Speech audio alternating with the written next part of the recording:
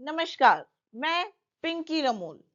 Conferment of statehood to Himachal Pradesh.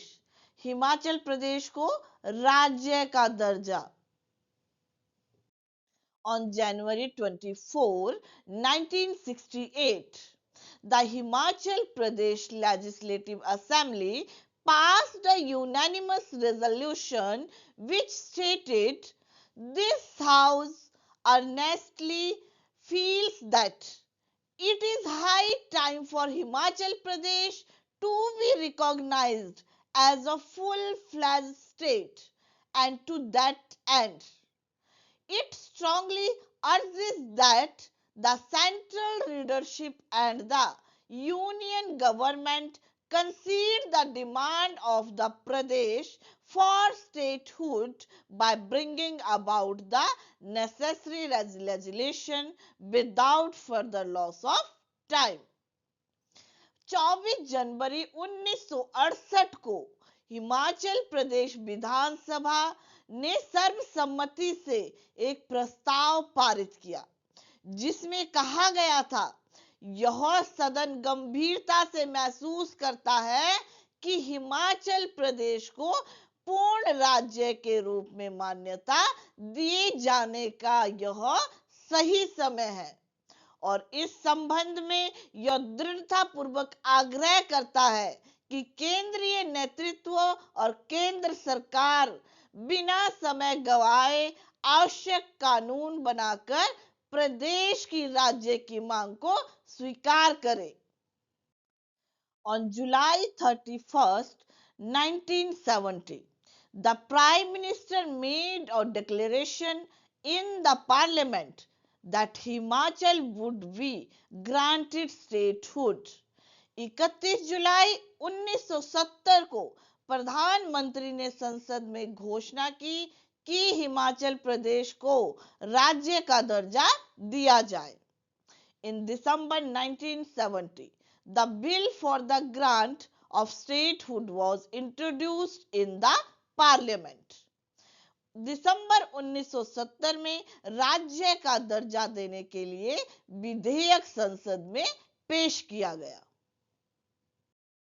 On December 18, 1970, the State of Himachal Pradesh Act was passed by the Parliament and notified on December 25, 1970. 18 दिसंबर 1970 को संसद द्वारा हिमाचल प्रदेश राज्य अधिनियम पारित किया गया तथा 25 दिसंबर 1970 को अधिसूचित किया गया। The state of Himachal Pradesh came into being on 25th January 1971 as the 18th state of the Union of India. Himachal Pradesh राज्य 25 जनवरी 1971 को भारत संघ के 18वें राज्य के रूप में अस्तित्व में आया। The declaration of a full-fledged state came from none other than the Prime Minister of India, Mrs. Indira Gandhi, from the historical Riz Maidan on January 25, 1971. पूर्ण राज्य की घोषणा किसी और ने नहीं बल्कि भारत की प्रधानमंत्री श्रीमती इंदिरा गांधी ने 25 जनवरी 1971 को ऐतिहासिक रिज मैदान से की थी। The first person to be sworn in on the morning of 25th January 1971 was the first governor of the state, S. Chakravarti. The oath was administered by the Chief Justice Mirza Hamidullah Beg in a simple and solemn ceremony held in Raj Bhavan.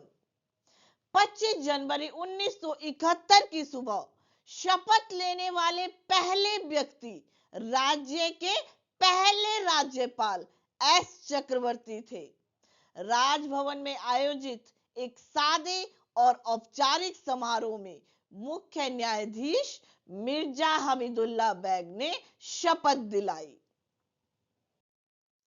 In the afternoon, Dr. Yashwant Singh Pramar, who had been appointed Chief Minister, was administered the oath of office and secrecy on the Riz Maidan in the presence of Srimati Indira Gandhi.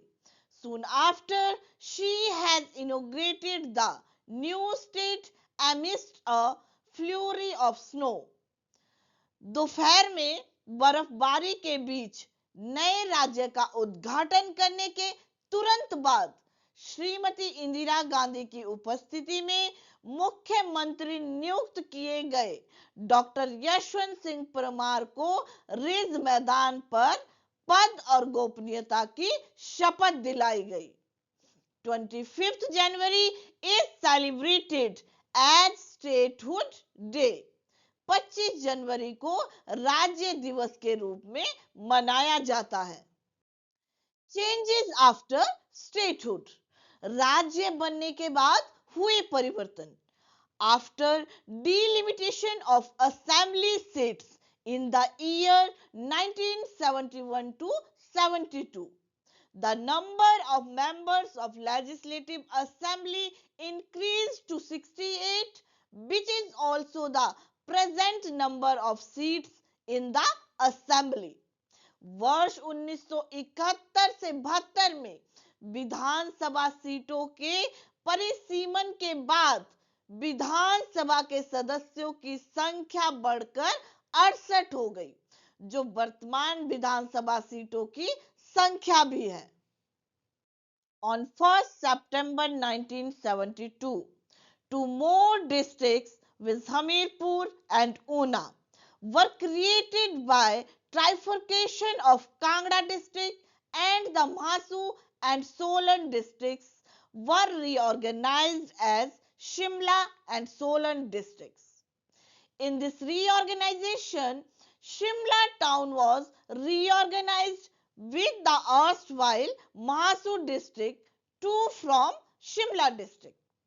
1 सितंबर 1972 को कांगड़ा जिले को 3 भागों में विभाजित करके हमीरपुर और ऊना नामक 2 और जिले बनाए गए तथा महासू और सोलन जिलों को शिमला और सोलन जिलों के रूप में पुनर्गठित किया गया। इस पुनर्गठन में शिमला शहर को तत्कालीन महासू जिले के साथ पुनर्गठित करके शिमला जिला बनाया गया। There has been no change in the number of districts since 1972, even though there are substantial variations in area and population of the districts.